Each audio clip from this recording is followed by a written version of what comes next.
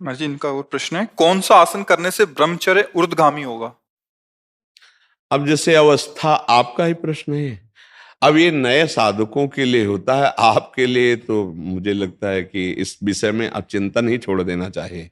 क्योंकि नए साधक, अब जैसे ऊर्ध्वगामी के लिए सिद्धासन अत्यंत आवश्यक है। अब सिद्धासन के लिए महाराज का शरीर काम नहीं करेगा।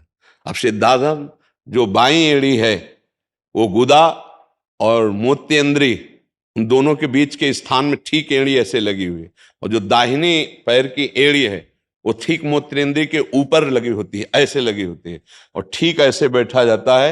मेरुदंड बिल्कुल यही स्थिति होती है, और 2.5 घंटे 3 घंटे बिना हिले फट जाएगी जंघा, अभ्यास होना हो तो। अब सुषुम्ना नाड़ी का संचार होता है, फिर वीर ऊर्ध्वगामी होता है। तो इसलिए इस अवस्था में भरोसा के ऊपर छोड़ दे।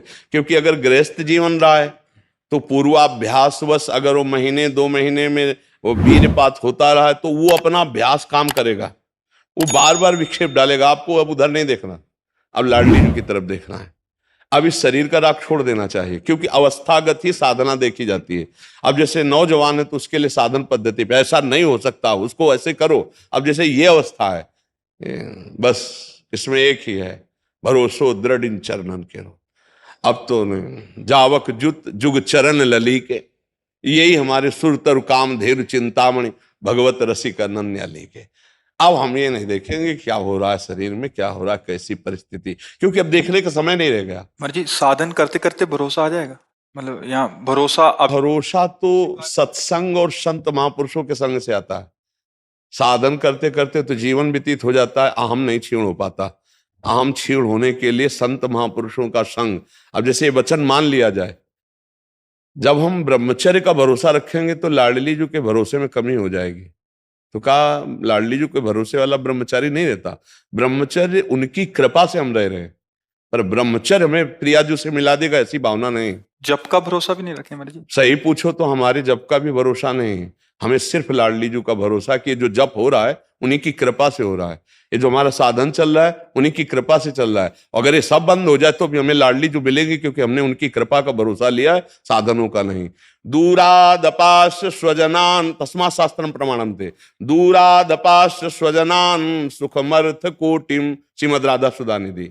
दूरादपाश स्वजनान सुखमर्थ कोटिम, सर्वेषु साधन वरेषु चिरम निराशा, तो वर्षंतमेव सहजाद्भुत सौख्य धाराम, श्री राधिका चरण रेणु महम स्मरामि। परिवार के सुख का त्यागी, अर्थ के द्वारा प्राप्त होने वाले हजारों सुखों का त्यागी, साधना के द्वारा प्राप्त होने वाले बल और सुखों का त्याग, एकमात्र गोरे चरणारविंद श्री लाडली जी के चरणों का भरोसा, तो बरसंत में सहजाद्भुत सौख्य धाराम, श्री राधिका चरण रेणु महम स्मरामि। आज शरीर काम कर रहा है, हम पद्मासन में बैठे। आज शरीर काम कर रहा है, हम परिक्रमा लगा रहे हैं। आज शरीर काम कर रहा है, हम आपके दर्शन करने जा रहे हैं। और कल ये नहीं काम करेगा तो हम इसके भरोसे से आपकी प्राप्ति नहीं, आपके भरोसे से आपकी प्राप्ति है। ये हो रहा है, आप कृपा करके कर रहे हैं, ये सब हो रहा है, ठीक है, लेकिन मुझे भरोसा आपकी कृपा का है, ना कि साधन बल का है। तो हमें लगता है कि मेरी लाडली जी की कृपा से जो ब्रह्मचर्य की पुष्टता होगी वो सिद्धासन से भी नहीं हो सकती।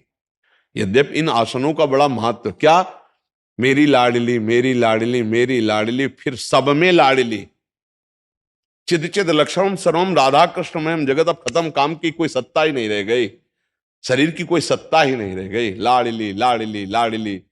हमें तो बस किशोरी जी के स्वभाव और उनके प्रभाव पर भरोसा रखना चाहिए। अपना जितनी सामर्थ्य है जोर लगा के नाम में चलना चाहिए। अब जैसे अवस्था, इस अवस्था में अन्य साधनों का आश्रय लेने से देरी हो जाएगी। पूरा समिट जाओ, सुनेरी मैंने निर्बल के बल राम, कोई अन्य आश्रय नहीं, कोई अन्य बल नहीं, एकमात्र लाडली का भरोसा। राधा राधा जो भी नाम जप कर रहे, बस जैसी परिस्थिति उस परिस्थिति में संतुष्टायन के नवा, वैसी परिस्थिति में मन को घसीट कर संतुष्ट कर लो और प्रियालाल के भजन में डूबे रहो। यही जीवन का सार है। मुझे एक अंतिम प्रश्न है, इसके बाद बनता नहीं है। बस, जो सेवा धन मिलता है उससे ठाकुर जी का भोग प्रसाद बनाता हूँ, ये ठीक है या मधुकरी लेना ठीक हो। वृद्धावस्था है, माधुकरी पा करके गुजारा करना कठिन है, क्योंकि माधुकरी में जो प्रसाद मिलता है वो जिसका जवान शरीर है वो लीवर पचा लेगा, सबकी बात नहीं है। उसके लिए थोड़ा सा हरी सब्जी चाहिए, थोड़ा सा दूध चाहिए, हल्के फुल्का चाहिए, वृद्ध शरीर के अनुसार भोजन तो ठीक है, उसके द्वारा आप बना लीजिए और श्री जी को भोग पवाइए और प्रसाद पाइए, वही उचित रहेगा। वो भी आकाशवृत्ति माधुकरी के द्वारा, आप अर्थ किसी से मांगिए मत, जो लाडली जो आपको प्रदान कर देती है उसी से आप उदर पोषण कीजिए, क्योंकि माधुकरी वृत्ति के लिए बहुत पुष्ट शरीर चाहिए। माधुकरी वृत्ति में ब्रजवासियों की आप प्राय रोटी मिलती है, कुछ हिस्सा तो रख सकते हैं, मतलब एक आधी रोटी अगर मिल जाए तो उसको तो। एक भी पचाना मुश्किल पड़ जाता है, ऐसी लीवर की स्थिति होती है, तो उसके अनुसार। तो जैसे वृद्ध शरीर है, अब केवल माधुकरी पे हो जाए तो कब्ज हो जाएगी, केवल माधुकरी पे हो जाए पचना तो चिंतन में फर्क पड़ जाएगा। तो हल्के फुल्का, मूंग की दाल, थोड़ी सब्जी ऐसे बना ली, भोग लगा दिया, और कभी आधा 250 ग्राम, आधा किलो शुद्ध गाय का दूध मिले, उसको भोग लगा लिया, पान कर लिया, तो वृद्ध शरीर के लिए ये उचित है जैसा कर रहे हैं।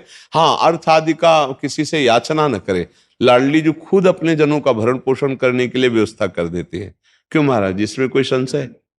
जी।